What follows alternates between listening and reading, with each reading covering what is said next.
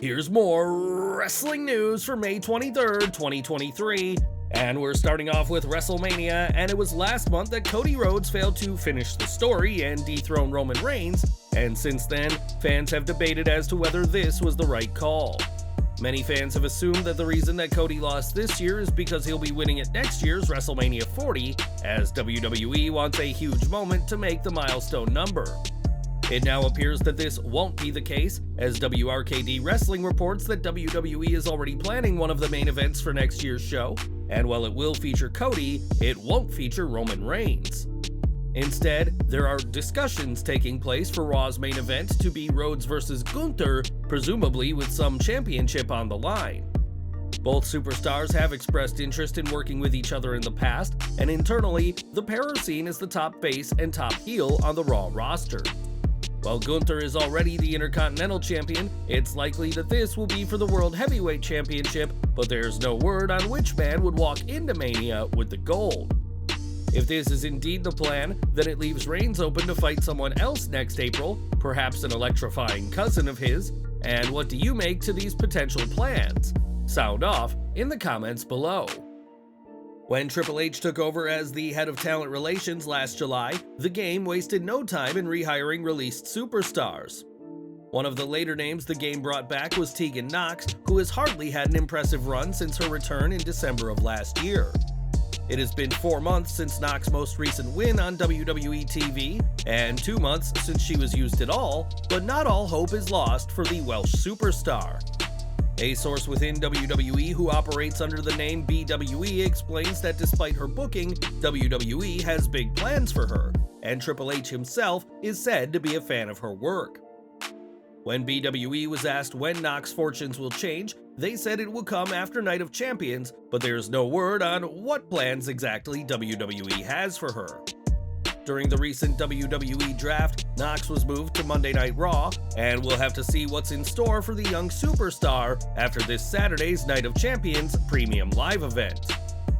Over to AEW, as in late 2020, the promotion announced its first console video game, Fight Forever, and fans were understandably hyped.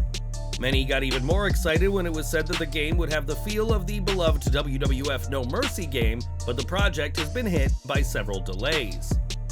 AEW's ever-changing roster hasn't helped with development, and the relationship between the promotion and developers Ukes has often been strained, but fans will soon finally get their hands on the game. In a video from the AEW Games Twitter account, Kenny Omega announced that the game will be playable on June 29th and is already available for pre-order. In the video, Omega did make passing reference to the delays, saying that the game was announced quite a while ago and is only now finally coming out. AEW's 8-digit investment into its games department has been huge and has resulted in AEW often operating at a loss, and now we will get to see if this investment and the waiting has been worth it. In March, it was reported that WWE's higher-ups had been looking into allowing betting on their product, despite the results of professional wrestling being predetermined. Part of WWE's strategy for betting would be to keep the results top secret even from the wrestlers themselves, but what does the roster think of these plans? Sean Ross Sapp noted behind Fightful's paywall that the potential of legalizing betting on matches caused some concerns among the superstars, but they died down pretty quickly as they don't think it's a real possibility. One WWE superstar who wished to remain anonymous said that keeping the results a secret until the last moment isn't uncommon, but would prove to be a problem for long-term storytelling. They said, "Usually we don't know the results of matches until about then anyway. There have been world title matches where people didn't know until shortly before the match, so that won't necessarily be different. The concern comes in to where and what we can pitch and how that affects things and the ability to get things changed that talent doesn't agree with. There will be a lot of figuring out where and why changes are pushed for and from, and I think that this is probably more trouble than it's worth." The superstars are right to doubt these betting plans becoming a reality, with many states already making it clear that they will under no circumstances allow betting on a scripted product. The plans for betting on WWE is the brainchild of Vince McMahon and Nick Khan, who believe it'll add a sense of legitimacy to the product, but it appears that their big plans are not going to get off the ground. Last week, the WWE Women's Tag Team Championships were vacated for the second time in 2 years after it was announced that Liv Morgan is injured. At the time, all we knew was that Morgan was dealing with an injury suffered during a match with Bayley and Dakota Kai, but now we know much more. As explained during the latest Wrestling Observer Radio, Morgan is dealing with a shoulder injury which may result in the former champion having surgery. If so, then Morgan will be out of action for months, which is the last thing Liv needs after such an impressive 2022 and 2023 so far. As for the titles, new champions will be crowned on the May 29th Raw in a 4-way tag match, which will include Rodriguez teaming up with Shotzi, and we're wishing Morgan a speedy recovery. We mentioned that Morgan was injured during a tag match against Bayley and Dakota Kai, but she isn't the only superstar who left that match worse for wear. In recent weeks, there's been clear dissension within Damage Control, and many expect a split soon, but future plans for the group will have to go ahead without Dakota Kai. As Dave Meltzer reported on F4WOnline.com, Kai suffered a torn ACL in the match and will be undergoing surgery at some point today. This injury has come at a seriously bad time for Kai, as Damage Control's on-screen tensions has made the group staples of TV, and Kai is expected to be off for the rest of the year. The Sports Injury Bulletin notes that typically an athlete will need 9 months off to recover from an ACL injury, which will put Kai's return somewhere in late February of next year.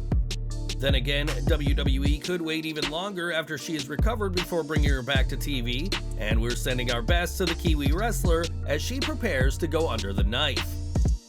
In June 2002, a young rookie made his debut on Smackdown by answering the open challenge of Kurt Angle and promised to bring ruthless aggression to WWE. That rookie was, of course, John Cena, who would usher in what is called the Ruthless Aggression era, which many consider to be one of the peak times in WWE.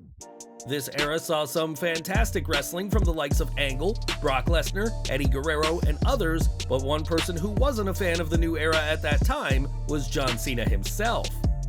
Speaking on the Not Sam Wrestling podcast, Cena said that for him, being part of the Ruthless Aggression era sucked, as he felt like him being pushed as a good guy didn't work. Cena spoke about losing his prototype nickname from his days in OVW and went on to say that he felt like he squandered his big debut with Angle and subsequent feud with Chris Jericho. The story goes that WWE was preparing to release Cena until Stephanie McMahon found him freestyling on a European tour, and John added that knowing his WWE career was going to end was his scariest moment in his entire career. Thankfully, that didn't happen, and Cena has gone on to become one of the biggest stars in wrestling, even if he feels the Ruthless Aggression era sucked for him at the start. And we're ending today with Charlotte Flair and Liv Morgan, who are both off WWE programming at the moment. Flair hasn't been seen since WrestleMania 39, while Morgan is out with her injury, but the two will now be part of a major wrestling movie project. Sean Ross Sapp of Fightful Select reports that Flair and Morgan have both landed parts in an upcoming biographical film about Mildred Burke, which is slated to film in Louisville, Kentucky next month. The film will star Emily Bett Rickards of Arrow fame as Burke and follow the life, career, and marriage of one of the true trailblazers of women's wrestling. Burke's career started in 1935, wrestling men at carnivals, and in 1950, she was recognized as the first NWA Women's World Champion, a title that still exists to this day. A true trailblazer who smashed the expectations of what women can do in wrestling, the biopic on Burke's life will be an interesting watch, and Morgan and Flair will be part of the production.